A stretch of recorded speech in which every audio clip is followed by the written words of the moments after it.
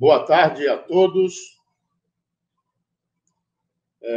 Vamos iniciar nossa parte da tarde, com as nossas retornando às nossas atividades do Congresso, e agora falando no painel Linhas de Financiamento para as Instituições de Ensino e seus clientes.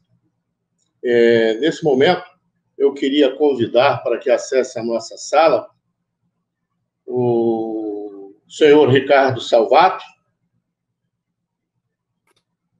Boa tarde, gente. Obrigado. Seja bem-vindo, Ricardo. Estávamos esperando o senhor e chegou aqui um jovem bem novo. Que coisa boa estarmos interagindo aqui. O Ricardo é um head comercial e de desenvolvimento de negócios da Pravaler e vai estar contribuindo conosco. Quero também convidar o Rony Siqueira, parceiro meu e antigo. Rony. Amigo querido, Deus te abençoe nessa nossa jornada, que seja muito vitoriosa e que possa esclarecer a população brasileira a importância da educação privada e as linhas de crédito que a gente vai tratar hoje aqui. Seja bem-vindo, Rony. Também Obrigado, quero chamar querido. o professor Barbieri para fazer parte desse time que vai estar discutindo linhas de financiamento. Boa tarde, Barbieri. Mais uma vez, seja bem-vindo. Boa tarde, Eugênio. Boa tarde, Richard. Boa tarde também, Rony. Prazer estar aqui. Espero poder contribuir com esse assunto importante para nós do ensino superior, principalmente. Ok, gente. Boa tarde aos nossos telespectadores, ouvintes, participantes que estão aqui engrandecendo esse congresso.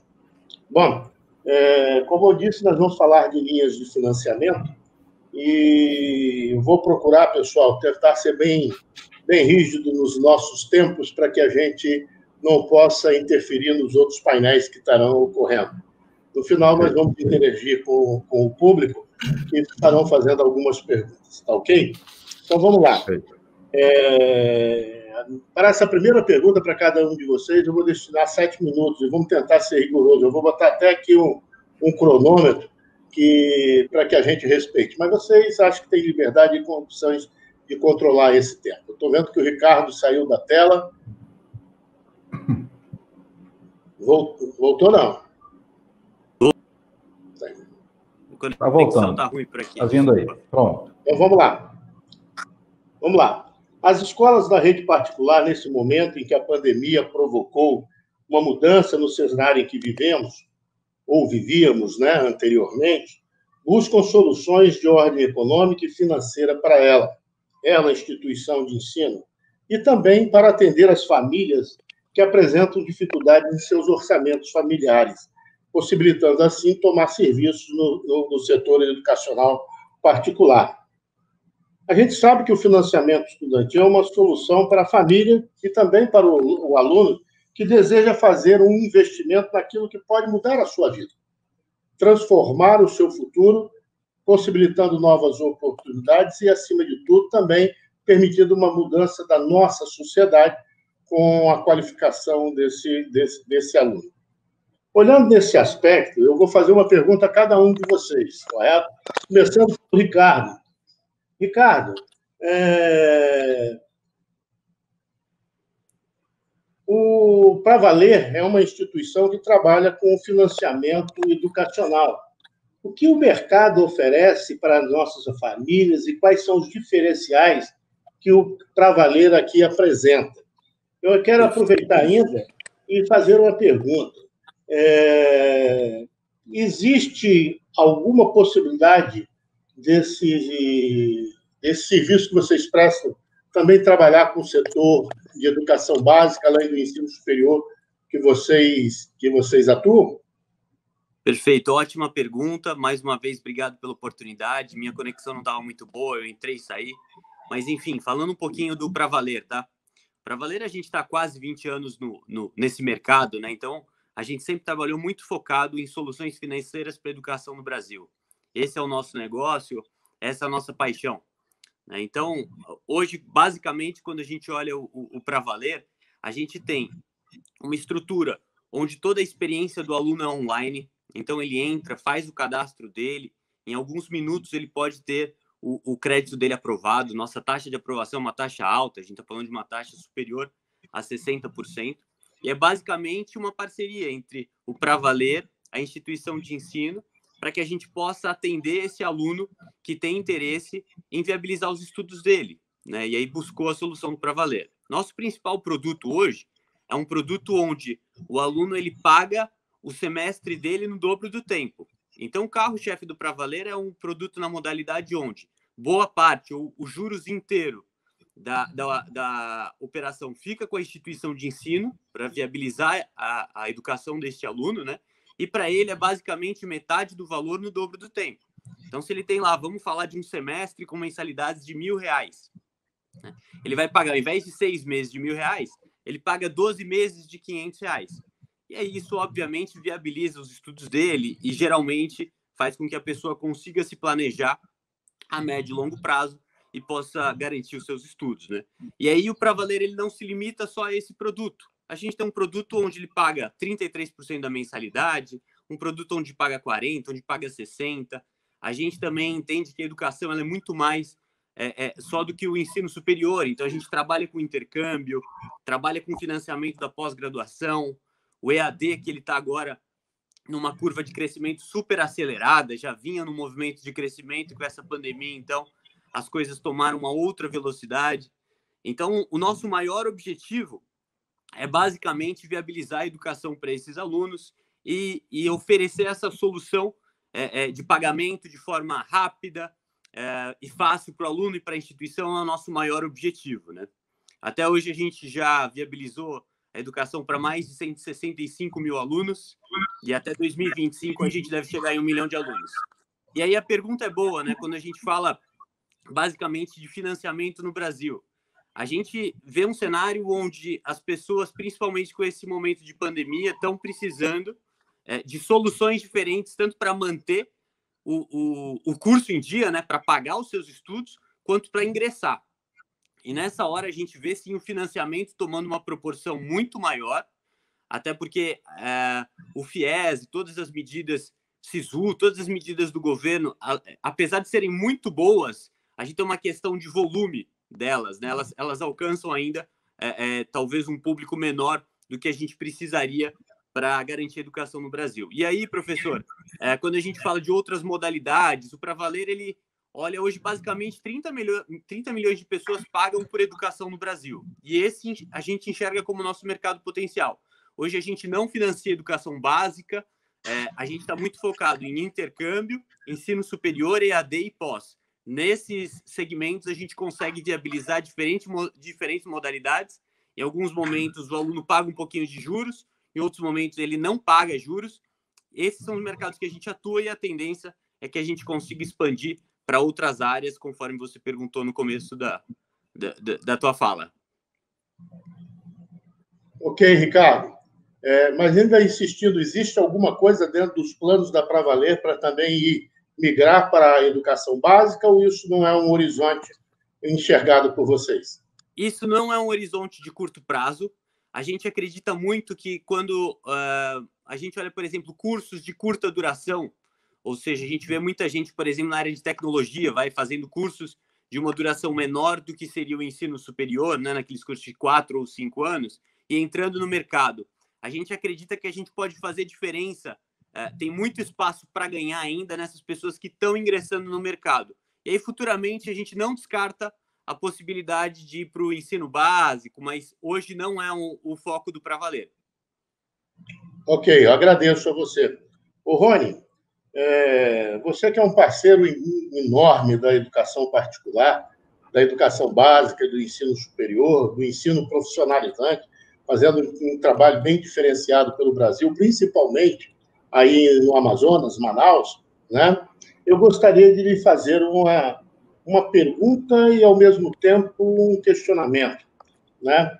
A captação de alunos com as instituições de ensino, com contrapartidas ofertadas pelas escolas, né, pode ser considerada um financiamento da própria instituição, sem cobrança de juros e sem remunerar o custo do capital?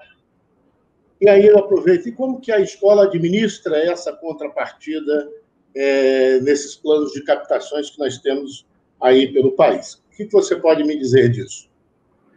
Boa tarde, meu amigo Eugênio, Barbieri, Ricardo, e a todos da FENEP, um trabalho gigantesco, brilhante, hercúleo, que tem irrigado o país com as soluções, não fosse FENEP e o Fórum, a BMS e todas as instituições, como estaria a educação privada no Brasil, a educação de modo geral, né? Porque a educação privada, realmente, a gente vê que é a grande mola propulsora, quando se vê os indicadores, a quantidade de estudantes do ensino superior, as cadeiras de ensino superior, mais de 75% são ocupadas por estudantes na rede privada.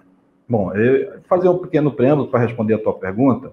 Aqui no Amazonas, eu tive experiência como secretário de município, de estado, criei soluções onde o governo apoiava a parceria com a instituição privada a fundo perdido, sem ser o financiamento. Porque quando você me convidou, a gente conversou, e eu entendi bem o que você quis dizer, da amplitude do termo financiamento, né? No sentido, inclusive, da linha de crédito e no caminho daquele fomento, daquele apoio a fundo perdido, que nesse a gente tem toda uma vida, né, pautada. Veja, quando a instituição de ensino concede algum benefício por sua conta, existe uma lógica. Vamos lá. Por exemplo, ela tem um custo fixo. E aqui eu estou falando do modelo de como trabalhamos, né? Ela tem um custo fixo e aquele custo fixo, de repente, tem... Vamos falar do presencial e já englobando o híbrido junto. Ela tem um custo fixo com X cadeiras ali e, de repente, não as ocupa na sua totalidade. Então, aquelas vagas que são ociosas, ela pode, de alguma forma, realizar uma campanha no marketing, né? Ou ela pode conceder uma bolsa de estudo. Para nós, aqui, o nosso DNA, a gente consegue separar bem o que é uma bolsa de estudo e o que é um desconto, né? Na nossa concepção, a gente entende que a bolsa de estudo ela precisa ser conquistada, não pode comprar. Você vê, por exemplo, instituições renomadas mundialmente, como MIT, né? Instituto de Tecnologia de Massachusetts, Harvard, enfim, Stanford, grandes instituições. Como é que você vai falar assim, eu comprei uma bolsa em Harvard? Não existe, na nossa concepção. Por conta disso, a gente faz todo um trabalho de seleção desse estudante que é acompanhado muitas vezes por 6 meses, para ver se ele tem uma capacidade, às vezes, de pagar uma bolsa parcial. E aí vem um link muito importante com a atividade que faz o Pra Valer, de repente complementando a outra parte que ele não pode pagar, aquela outra metade, essa sinergia. Eu acho que o nosso momento agora é de unir esforços. Então, eu entendo, respondendo à tua pergunta, que as instituições de ensino, quando fomentam, quando elas abrem mão desse recurso, elas precisam que haja um acompanhamento. Não pode simplesmente o estudante entrar e não ter uma estrutura para mês a mês saber se ele está tendo rendimento educacional a contento, se ele consegue pagar aquela mensalidade parcial da bolsa parcial, se ele vai ter se a família vai ter um apoio. E aqui eu vou fazer um link, espero, né, ter te resumido como é que funciona esse trabalho de selecionar o bolsista e acompanhá-lo até o final do seu curso. Isso desde a creche até a pós-graduação. Nessa sinergia, nessa parceria que não se esgota em abrir a porta para a família ou para o estudante adulto, haja vista que a gente trabalha desde a creche até a pós, mas sim acompanhá-lo até a conclusão do curso. E isso, de alguma forma, dá um balanço financeiro para a instituição, porque quando ela abre mão da sua receita, claro, é uma receita que seria incerta. Haja visto que a estatística mostra que aquelas vagas não se ocupam há 1 ano, 2 anos, ela nunca ocupa a totalidade da sua sala. Então, é uma vaga que ela não teria receita, teoricamente. E aí ela concede por conta própria com esse agente, desse modelo, como o Instituto de Educações faz, de selecionar e acompanhar o bolsista até a sua conclusão. Eu vou fazer aqui um parêntese, meu amigo, para essa questão do público, essa outra caixa. O poder público, quando tem parceria com as instituições de ensino, e aí a gente já viu várias possibilidades, soluções chamadas dos vouchers, né? Aqui, nós criamos uma solução chamada Bolsa Universidade. Essa solução foi talvez a precursora em nível nacional para uma solução de município, né? Onde troca IPTU, Alvará e ISS, todos os tributos municipais, pela Bolsa de Estudo. Ora, qual setor não quer trocar o seu produto, aquilo que ele produz, pelo imposto? Todo setor. Isso foi um sucesso imenso, porque para a gestão, os indicadores enormes de bolsas, isso para todo gestor público isso é importante, né? Para a visão da sua gestão. Por outro lado, desencadeou a ocupação das vagas ociosas nos turnos matutino e vespertino, especialmente, né, quando a gente fala da educação superior, porque o Bolsa Universidade no público eu criei para o superior aqui. Veja, essas vagas passaram a ser ocupadas, as vagas ociosas, e logo depois da nossa saída houve um incremento do imposto. Esse é o grande problema, né? Quando os governos não entendem essa capacidade que tem a educação privada de entregar o benefício diretamente à população. Quando esse imposto não viaja muito, quando ele não vai para muitos setores, esse recurso já vai diretamente para a população, o risco de perda é mínimo. Você já vê o resultado. Então, esse nosso trabalho aqui não podia perder o link com o público. Foi o que nós fizemos nessa pandemia, os últimos 6 meses, esse trabalho de linkar tanto o poder público com a livre iniciativa da educação. Inclusive, você nos ajudou bastante com isso, amigo Eugênio, Barbieri e Ricardo. Eu entendo que todas essas soluções precisam estar em conjunto. Não tem como a gente chamar a educação privada de uma caixa, a educação pública de outra. Se nós não estivermos todos juntos, nós da educação privada precisamos que venham lá da educação básica, devidamente qualificados, os estudantes que serão os clientes da educação privada, não é verdade? Até porque nós sabemos que de 80% a 90% esse público que vem das classes C, D e E. Como nós vimos ontem, né, com o outro painel que esteve presente, o Celso, o professor Eugênio também, né, o Rodrigo Capelato, enfim, a professora Amabile, né, que tão competentemente vem conduzindo essa representatividade da educação privada. Então, esses números mostram que se nós não estivermos conectados com a educação pública, por certo, nós teremos grandes prejuízos futuros. É isso, amigo Eugênio. Obrigado, Rony. Você cumpriu o seu tempo aqui e o Ricardo nos deu ainda uma pequena folga. Barbieri, meu amigo, gestor do centro universitário. Então, dá para fazer uma interação boa com o Ricardo e servir de bastante exemplo. Eu lhe pergunto, Barbieri, no seu entendimento, o FIES continua atendendo as famílias que querem ingressar no ensino superior ou a gente precisa de mais financiamento disponibilizado para as instituições de ensino e as famílias? Com você, meu amigo. Vamos lá. Boa tarde, Eugênio. Obrigado pela pergunta. Infelizmente, não. Hoje a gente sabe que o FIES, que é esse programa do governo do nosso país, do nosso Brasil, infelizmente não atende. Nós tínhamos, por exemplo, vamos pegar lá 2014, 2015, um número considerável de financiamentos que eram liberados e os alunos conseguiam. Mas naquele momento nós tivemos também um enorme problema. Por quê? Porque o financiamento era liberado para quem estava com o nome sujo, quem não tinha avalista. Isso fez com que nós chegássemos agora com uma inadimplência em torno de 53% dos alunos que fizeram o financiamento. Ou seja, ele foi utilizado de uma forma errada e, infelizmente, hoje nós temos aí uma grande parte, 53%, que estão com as suas parcelas com mais de 90 dias em atraso. Eu vou pegar como exemplo, já que você me permitiu aí falar do centro universitário, que eu estou como reitor, nós tivemos, por exemplo, no FIES até agora, 3.678 alunos que entraram desde 2014. E lá em 2015 e 2016 nós tivemos o auge, quando nós tínhamos aproximadamente desse total de 3.678, em 2015 foram alunos que correspondem a 24% desse total. No ano de 2015, esse total aí seria de 23%. E agora, quando a gente chega em 2020, eu tenho 2,9% do total dos meus alunos que fazem financiamento pelo FIES entrando. Ou seja, o governo foi, de uma forma lá atrás, liberando o dinheiro sem se preocupar, os alunos foram pegando de uma forma muito deliberada, e hoje os que precisam estão pagando por aqueles inadimplentes.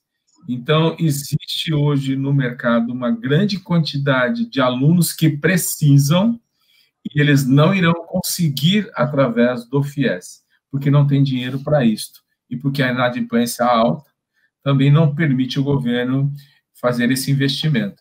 Então, existe para empresas especializadas em financiamento estudantil uma grande oportunidade de poder atender esse público que precisa estudar, quer estudar, mas que não consegue 50% das suas bolsas pelo ProUni, e quando consegue 50% não é o suficiente, e eles acabam, então, buscando esse financiamento que hoje eles não conseguem.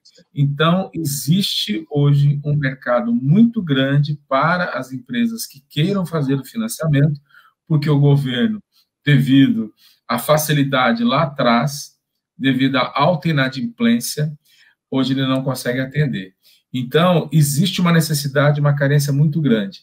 E o Rony, e acho que também você, Eugênio, falaram duas coisas importantes. Existe a demanda, mas nós que somos do ensino, nós não temos habilidade nem competência, não é o nosso negócio de fazer os financiamentos. Então, muitas instituições fizeram no passado, tiveram problemas em receber, e hoje o ideal é você ter parceiros especializados em fazer o financiamento. Então, o FIES está praticamente morto, a quantidade de financiamento é muito baixa e há uma possibilidade de empresas especializadas atenderem os nossos alunos que não conseguem estudar, mas que estão querendo estudar porque eles querem um rendimento maior, então eles querem trabalho, né, emprego e renda, e só vão conseguir renda quando aumentarem a sua formação acadêmica. Então, muitos alunos estão querendo estudar e precisam desse dinheiro para poderem continuar estudando. Obrigado, Barbieri. Em cima do que você dissertou aí, e que é uma evidência, nós sabemos que os financiamentos de ordem pública, eles perderam força, né? Nós temos um volume de recursos acumulado lá dentro do Fundo Garantidor, em que eles não lançam mão para trazer de retorno, não só pagando a inadimplência que foi estabelecida, e por vários motivos, não vamos discuti-los aqui, correto? Mas que esse dinheiro retorne para o financiamento e essa dificuldade se apresenta e a solução não aparece, né? E como nós somos do setor privado, e eu já ouvi até de alguns governantes, a nós foi dado o direito de fazermos educação privada e sem as necessidades de recursos do governo. E nós não queremos recursos do governo, nós queremos que as famílias possam ser atendidas como preconiza a nossa Constituição, que educação é um direito de todos, do povo que reside nesse país, tá certo? E aí eu faço uma pergunta para ver se vocês têm alguma resposta. É uma pergunta que vale para vocês três, né? Como dito aí pelo Barbieri, os FIES, nas duas modalidades hoje existentes, que é o FIES sem juros e o PFIES, que tinha uma intenção de financiamento privado do setor bancário, não funcionou. O que faltou para que ele pudesse funcionar?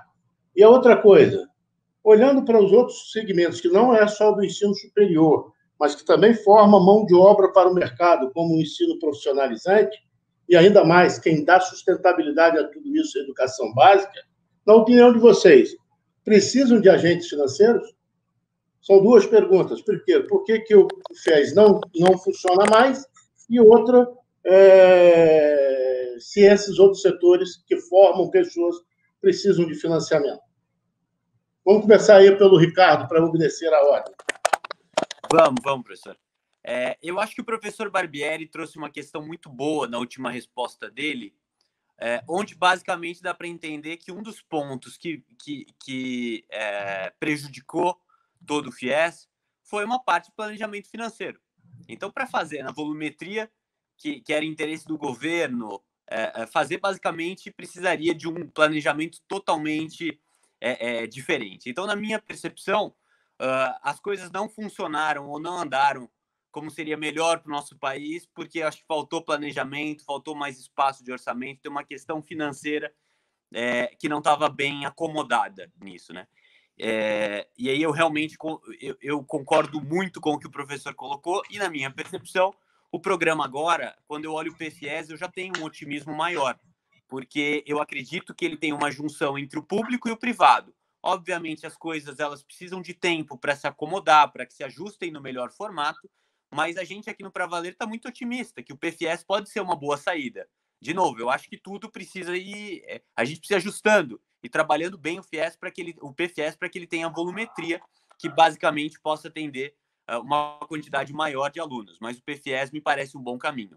E na segunda pergunta, eu acredito sim que a gente precisa na educação de muitos agentes financeiros para que a gente possa modelar formas de pagamento que sejam diferentes e que possam efetivamente fazer com que a educação no Brasil seja muito mais inclusiva do que é hoje, né?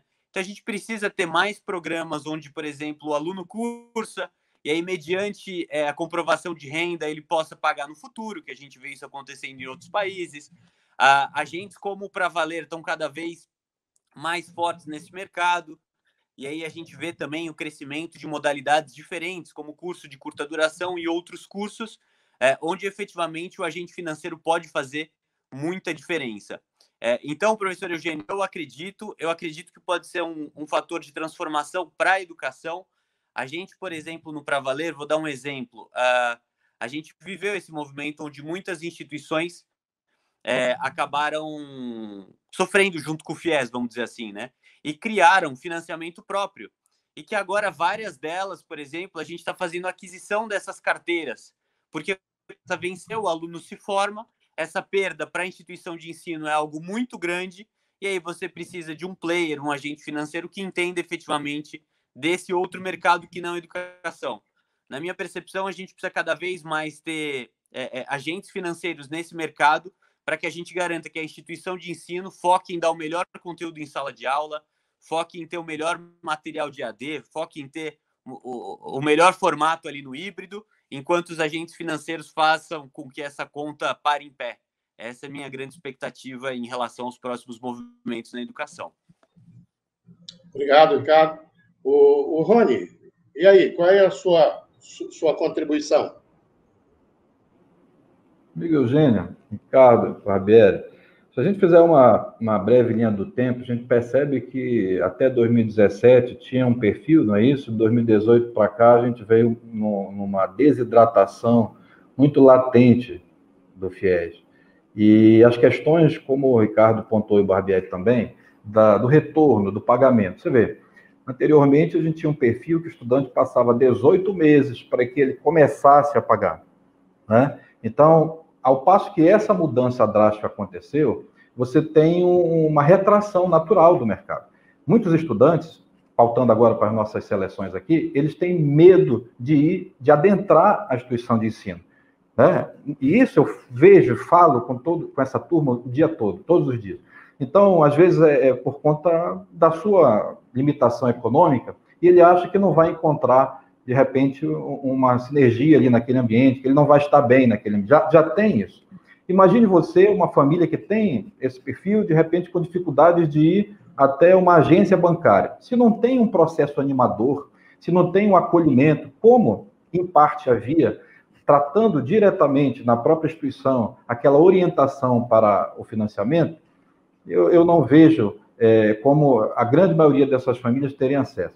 E o fato de que você comece a cobrar logo depois dele se formar, mesmo que ele não esteja empregado, salvo engano, o modelo ainda funciona assim, não é? Para ele ter pelo menos um pagamento mínimo, mesmo que essa família demonstre que não há renda. Então, como o professor Barbieri disse, precisa haver uma seleção um pouco mais criteriosa, e a gente precisa entender que para ser autossustentável não basta precisar. É preciso ter um equilíbrio no poder também participar desses programas. E isso dá uma sobrevida ao programa. Eu acho que talvez seja esse o grande gargalo no FIES, na minha opinião. Com relação às instituições em outros níveis de ensino, nós aqui trabalhamos desde a creche até a pós-graduação, e vejo que, tanto na educação profissional como na educação básica mesmo, há uma urgência, nesse momento, do financiamento público.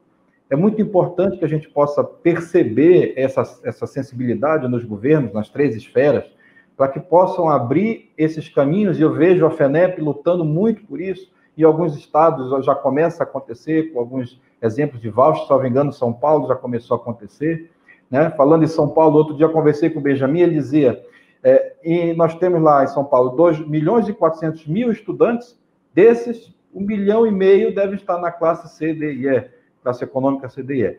Então, há uma necessidade urgente, e até a gente entende aqui, viu, Ricardo, para que você possa levar isso para valer, possa amadurecer essa ideia, e tenho certeza que todo o setor privado educacional estará junto para que isso possa evoluir. É isso, amigo Eugênio. Obrigado. E aí, Barbieri? Fala para a gente. Então, nessas duas perguntas, o que faltou? Concordo com o Ricardo quando ele diz, faltou o planejamento. E faltou também o investimento no PFIES agora, de uma forma mais constante. Concordo também com o Rony quando ele fala que no primeiro FIES, que nasceu lá em 2011, você poderia iniciar o pagamento 18 meses depois. A partir dessas mudanças todas que foram acontecendo, que a gente observou que, trazendo para início do pagamento de uma forma imediata, já assustou, porque o aluno ele nem sabe se vai estar empregado nesse primeiro momento após a sua colação de grau, mas ele já tem que iniciar os seus pagamentos. Então, essa cobrança imediata, ela assustou bastante. E também uma coisa que assustou foi aumentar os juros. Embora os juros continuam muito baixos para o FIES, o aumento de juros também assustou um pouco. E o que o Eugênio está provocando a gente, eu acho muito legal, e eu acho que é uma coisa que a Pravaler, de repente, tem que dar uma pensada e antecipar isso, Ricardo, e o Rony falou muito bem, são exatamente começar a financiar em todos os níveis. Eu vou falar um case da minha cidade, que é Maringá, Paraná, aonde a promotoria começou a cobrar do prefeito que tinha que diminuir a fila das escolas, e ele acabou montando um programa onde existe lá a compra de vagas na iniciativa privada de 0 a 3 anos. E nesta faixa etária, o que é pago por aluno, por tempo integral, é de R$ 1.280. Então, essas parcerias, que já sabemos que existem em outras cidades, em outros estados, elas são fundamentais para que a gente possa trazer para dentro da escola o aluno que não consegue pagar. E, ao mesmo tempo, aliviar o Estado, porque vai tirar dele um passivo que não só o trabalhista, que a gente sabe que daqui a um tempo o que irá acontecer com esse grande número de colaboradores, mas também a manutenção de toda essa infraestrutura.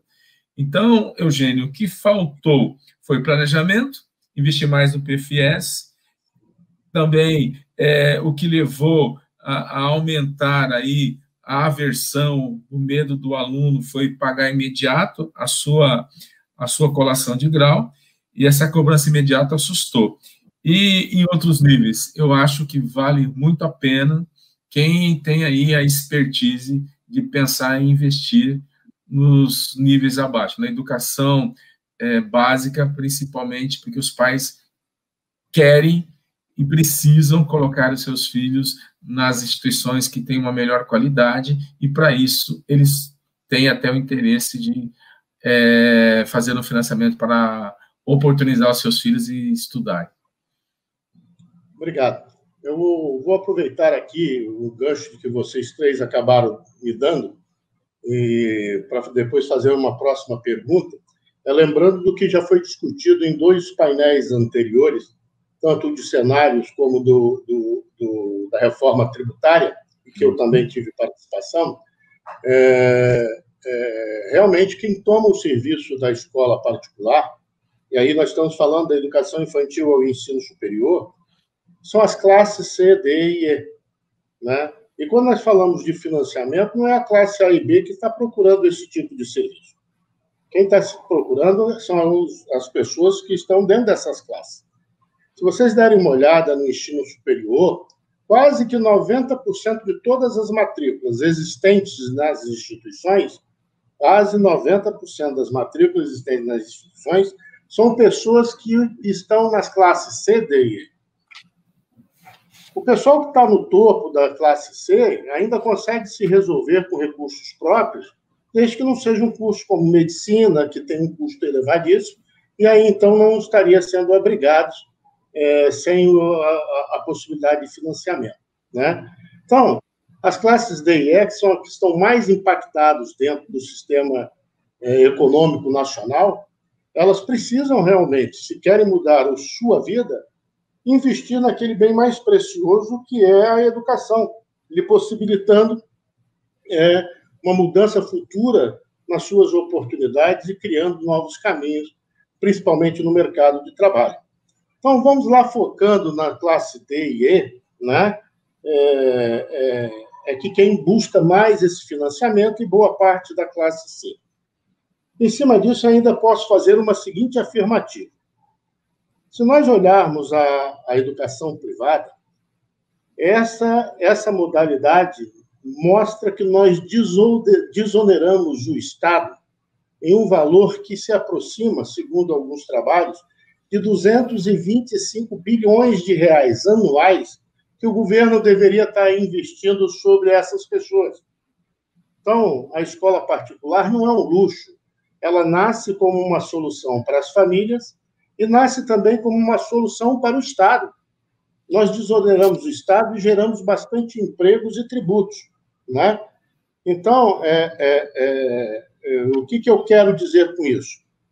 Procurar não só financiamento público em cima da escola privada é um benefício social, mas também é um benefício para o próprio Estado, porque ele diminui as suas obrigações de custos com a educação que ela deve aportar, mas também é uma obrigação do setor financeiro para que ele também possibilite essa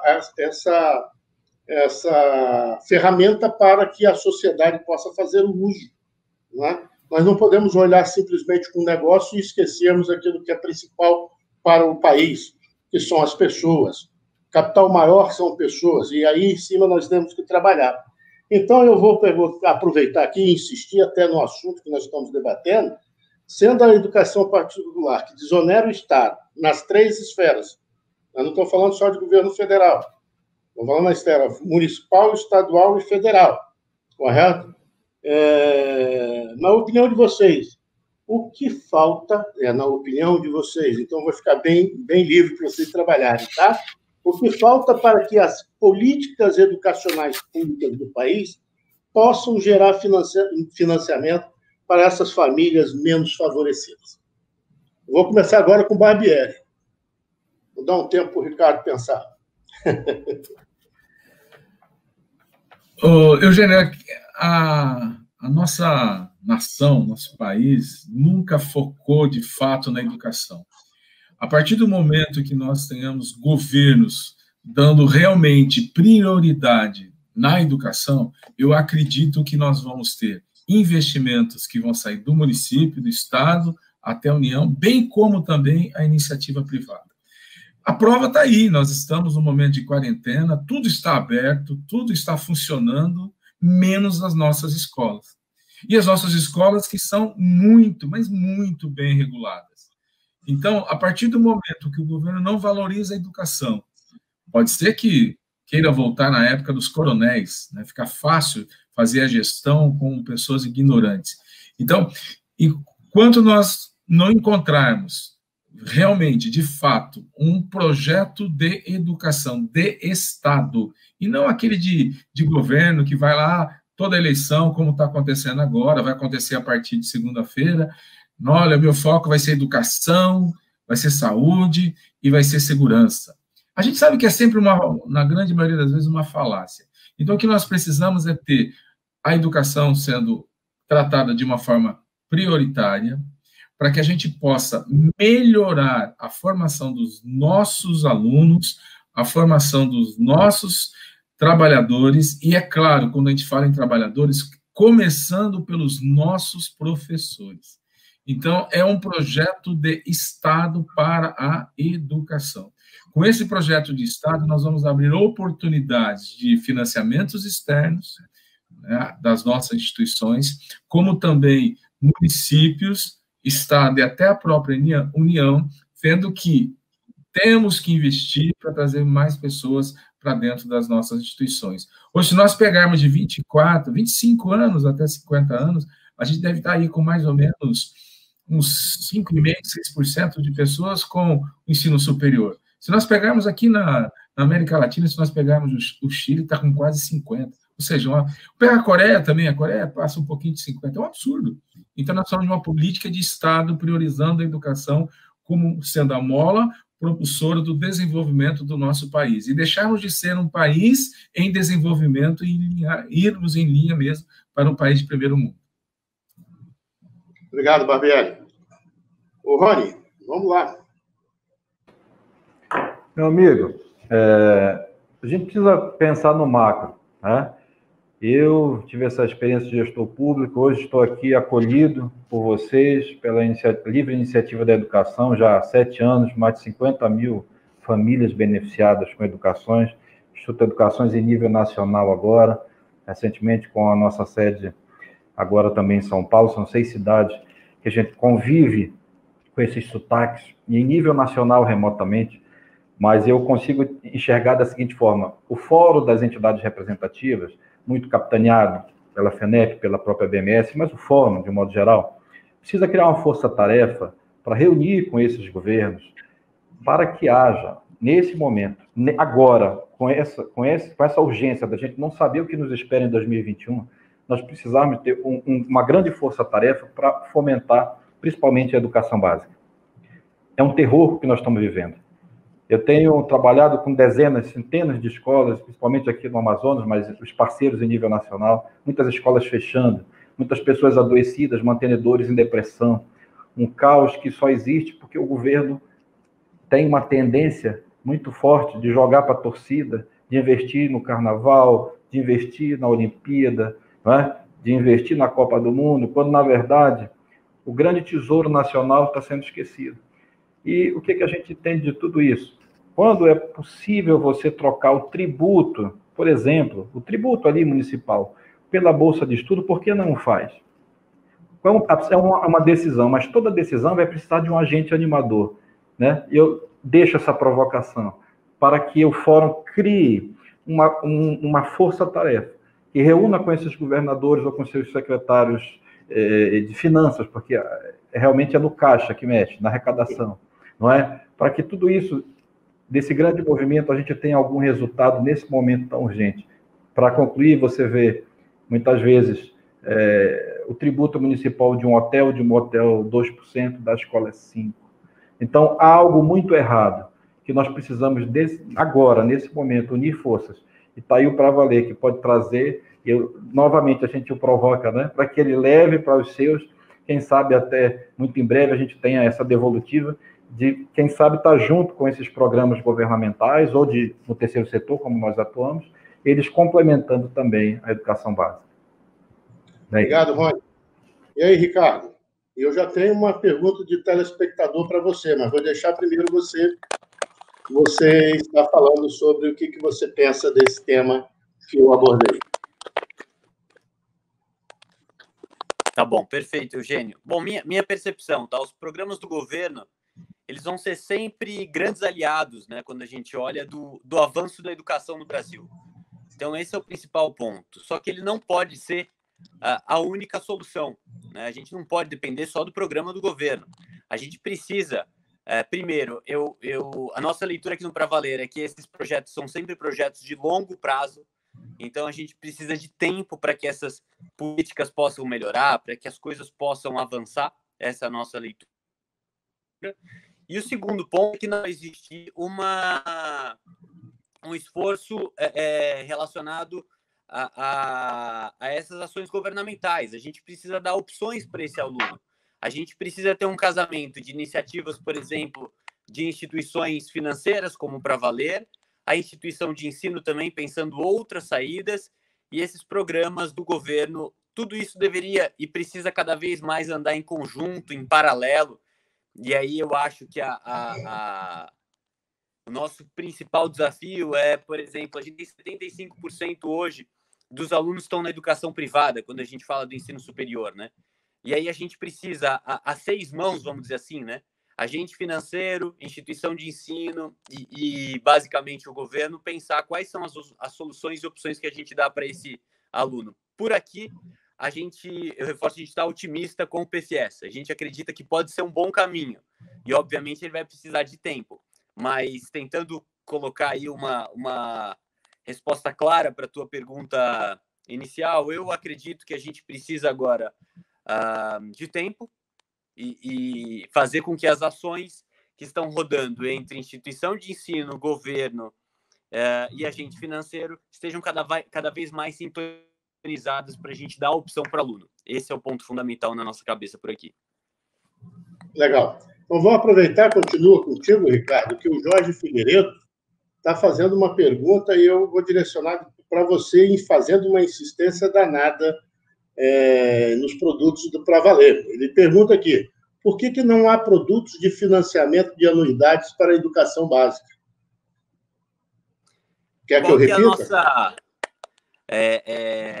Esse é um ótimo ponto. Se fosse depender, obviamente, só da vontade do Pra Valer, a gente tem interesse em gerar funding, em gerar financiamento para a educação como um todo, sem dúvida nenhuma. É que quando a gente pensa no impacto que a gente pode gerar no curto e médio prazo, na nossa percepção faz muito sentido começar pela educação e ensino superior. Então, essa é a nossa principal alavanca. Aí, depois disso, a gente viu também que tinha uma demanda grande de profissionais que precisavam do inglês, que estavam buscando curso de intercâmbio. Aí a gente foi lá e avançou para o intercâmbio. E agora a gente enxerga muito a questão do curso de curta duração, para que a gente possa também ajudar esse profissional que está ingressando no mercado. Então, a gente acredita que dando tempo ao tempo, a gente vai conseguir avançar em todas as esferas. A gente tem, sim, alguns testes rodando na educação básica. A gente está testando e pensando produtos, só que por uma questão aí financeira, essa conta ela é um pouco mais complexa de fechar.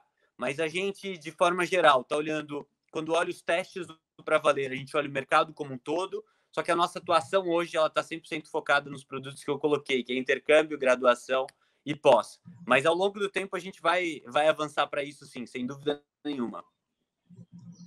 Vai ficar como uma promessa aí. Eu vou cobrar do Pra Valer. Eu tenho uma relação boa com vocês, eu vou cobrar essa, porque realmente a educação básica precisa disso.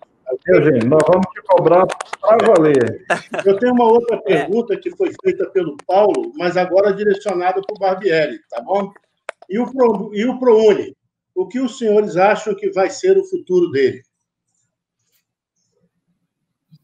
Nós estamos torcendo que a reforma tributária que tem que acontecer, ela precisa ocorrer, ela nos permita continuar com o ProUni. Porque realmente o ProUni é a oportunidade de colocarmos nos bancos universitários alunos das classes E, D e C.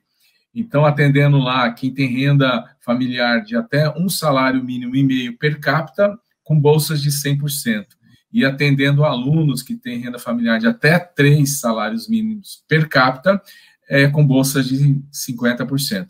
Então, nós estamos torcendo para que nessa reforma tributária esse programa não morra e a gente possa continuar incluindo vários jovens, na realidade, milhões de jovens, porque até agora o programa já atendeu 2.400.000 alunos no ensino superior, automaticamente mudando a sua vida através da educação.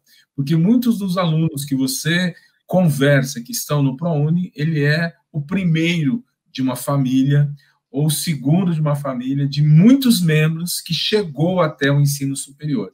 Então, na reforma tributária, nós estamos torcendo para que o ProUni continue. Eu vou aproveitar, Barbieri, o gancho e a pergunta também do Paulo, e dizer o seguinte, ao contrário que as pessoas pensam, que a escola não paga tributo, porque participa do ProUni, é muito importante que nós falamos assim, o que deixamos de contribuir com a União relativa aos tributos, nós doamos em bolsas de estudo para compensar aquilo que eu não recolhi. E aí você tocou num assunto muito importante, que é a reforma tributária.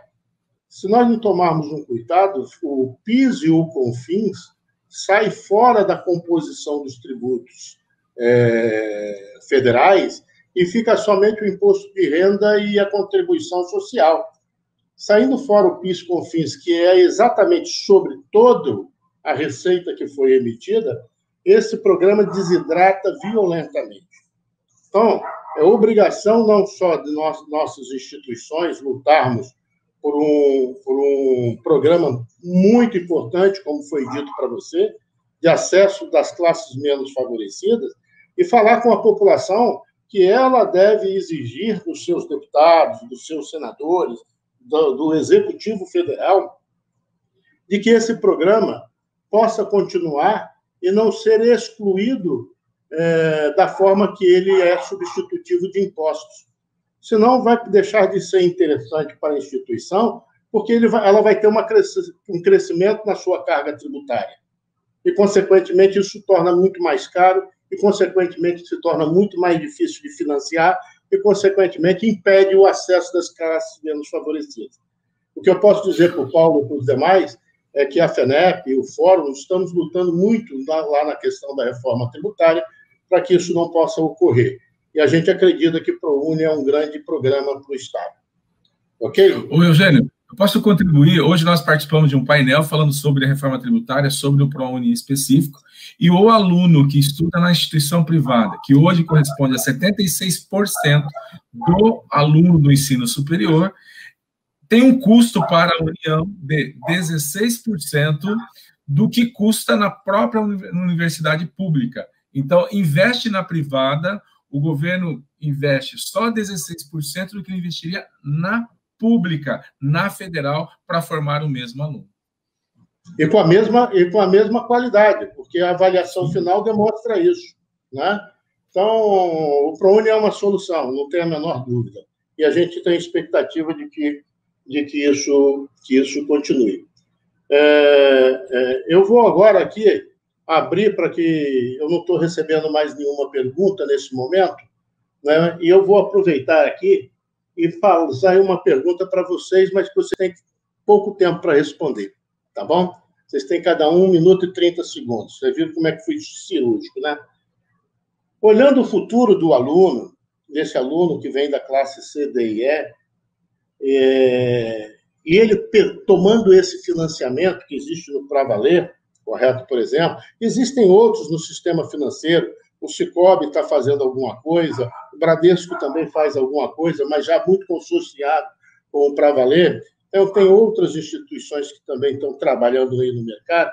Isso significa dizer que o nosso cliente, aluno, tome esse financiamento, isso tem um custo, e lá na frente ele tem que pagar. Correto? Como é que é a vida desse aluno lá na frente? Como é que ele será impactado? Fica fácil ou fica mais difícil lá na frente? Vamos começar com o Ricardo aqui. Olha, tentando responder da maneira mais objetiva, minha percepção é que fica mais fácil. Eu acho que o financiamento nas condições comerciais que ele existe hoje, ele é já muito atrativo para a pessoa que tem interesse em ingressar na educação no ensino superior. E eu falo isso porque, por exemplo, a pessoa que está com muita dificuldade financeira, hoje ela pode acessar financiamento até para EAD, que tradicionalmente no Brasil ele tem um ticket médio mais baixo. Então, eu realmente acredito que isso facilita a vida do aluno, e aí, óbvio, ele consegue ganhar tempo para que ele vá se recolocar e buscar uma oportunidade no mercado. Então, Eugênio, eu acredito que a gente viveu um momento onde as instituições de ensino fomentaram muito a bolsa e o financiamento tinha talvez um espaço menor. Minha percepção é que daqui para frente a gente tende, sim, a ter um crescimento em modalidades de financiamento. Como você mencionou, tem diversas instituições nesse mercado. O Pravaler é o maior no Brasil hoje e espero que a gente continue nessa posição, obviamente. Só que é importante que o aluno tenha opções e, sim, eu acho que é uma forma de facilitar a vida dele lá na frente.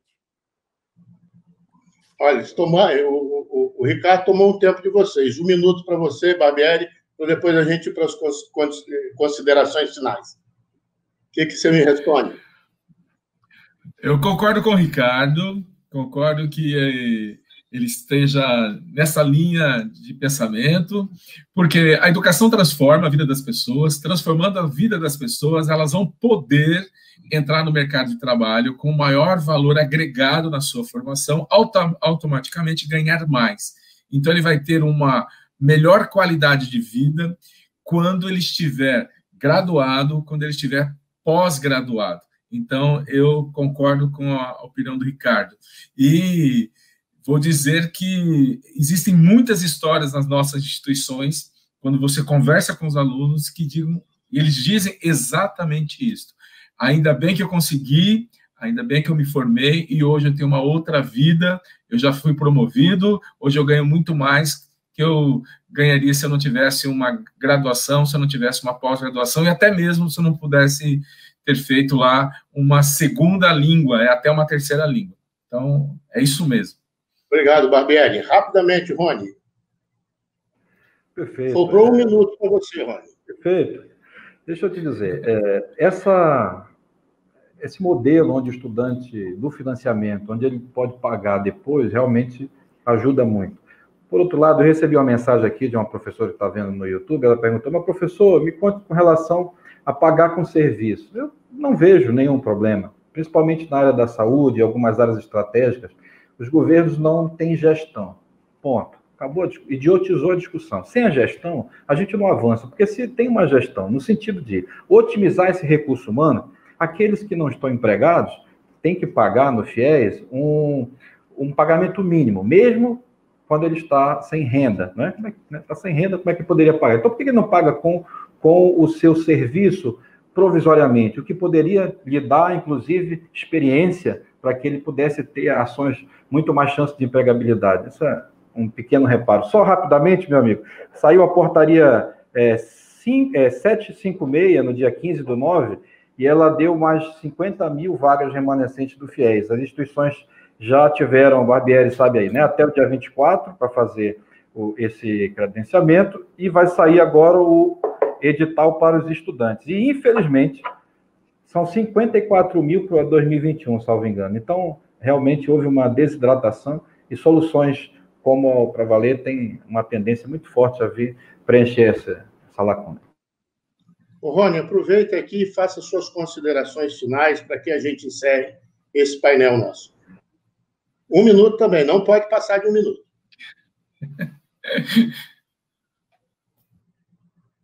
Olha o som. O som. Boa.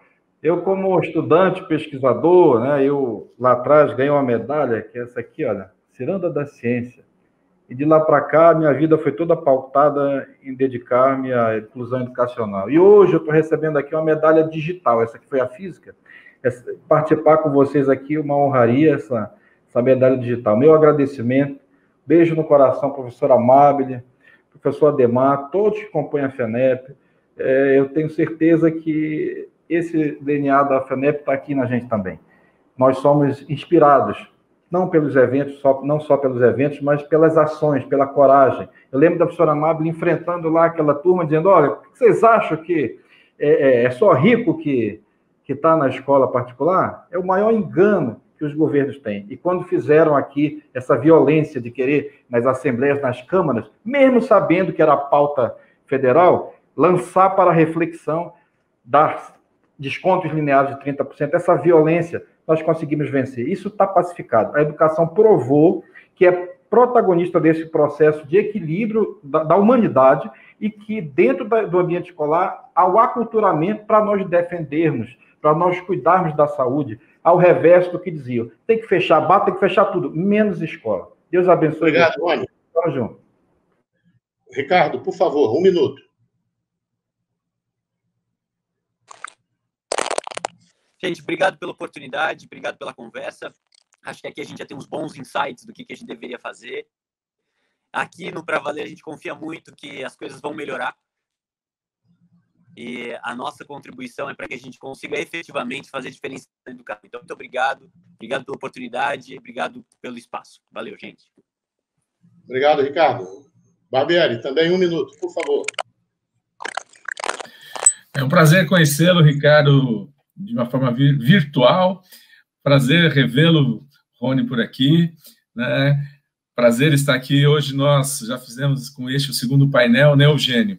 Então, o Eugênio faz parte, viu, Rony, de toda essa luta da nossa educação. O Eugênio também foi presidente da FENEP, né? Então, a gente tem no Eugênio, na Amabile, no Ademar, aí, lideranças que estão levando a nossa educação muito além do que muitos imaginavam.